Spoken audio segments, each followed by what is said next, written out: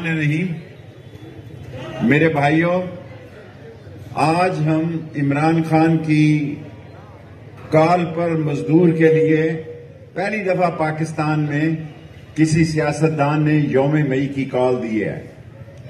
वरना आज तक मजदूर को सिर्फ सियासत के लिए और वोट डालने के लिए इस्तेमाल किया गया है। और पाकिस्तान में 14 मई इलेक्शन की डेट तय है और इमरान ने ये कहा है कि 14 मई से पहले पहले असेंबलियां तोड़ दो। और मुझे यकीन है इंशाअल्लाह कि 10 मई तक फैसला हो जाएगा और आइन और कानून जीतेगा।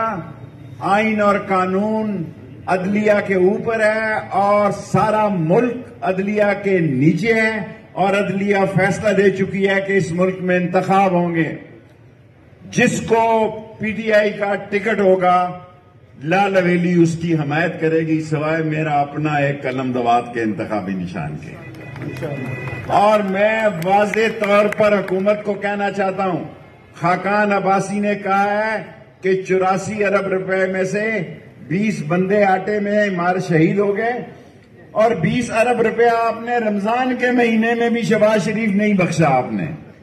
आपने रमजान के महीने में भी 20 अरब रुपए को नहीं बख्शा और 20 अरब रुपया ही नहीं बल्कि आपने इस मुल्क में ऐसे हालात पैदा कर दिए, न आज गरीब के पास कब्र के पैसे हैं, न आज गरीब के पास कफन के पैसे हैं, न बिजली के पैसे हैं, न आटे के पैसे हैं, न मकान के किराए के पैसे हैं। और 90 वुज़रा आपने 89 मिनिस्टरों का एक जुमा बाजार लगाया हुआ है, तुम्हारी तरफ कोई देखने के लिए तैयार नहीं। फजलुर रहमान ने यह कहा कि ये हिंदू का हथौड़ा है। ये चीफ जस्टिस के हथौड़े को फजलुर रहमान कहता है ये हिंदू का हथौड़ा है। और शहबाज शरीफ असेंबली में हल्फ उठाते सारी कहता है कि इन तीनों जजों को मैं नहीं मानता, ये उन जजों को मानते हैं जो उनके हों, जो अवाम और आइन का फैसला दें, उनको नहीं मानते। बिलावल कहता है कि मैं इनको इस्तेहकाक कमेटी में पेश करो। आप सारे तैयार रहो, इंशाअल्लाह आप दोबारा जेलों में जाएंगे। सारे मनी लॉन्डर सारे जेलों में जाएंगे। ये सारे नैबज़दा दोबारा जेलों में जाएंगे। ओवरसीज पाकिस्तानी को वोट का हक मिलेगा। अदलिया जीतेगी, अदलिया जीतेगी, इंसाफ जीतेगा।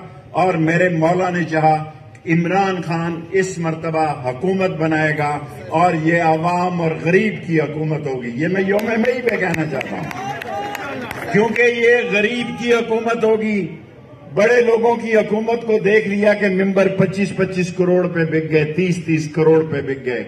अगर नहीं बिकता तो गरीब नहीं बिकता। आज भी ये जो लोग मसाइल ज़दा यहां आए हैं, ये सोच के आए हैं कि इस मुल्क को मसाइल से निजात मिले।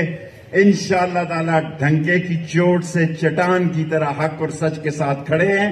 सारी कौम अदलिया के पीछे है, लाल हवेली अदलिया के पीछे है। जो फैसला इंशाअल्लाह होगा, इनका बाप भी उन पे अमल करेगा। वरना ये मुल्क जो है ये इन मसाइल से नहीं निकल सकता।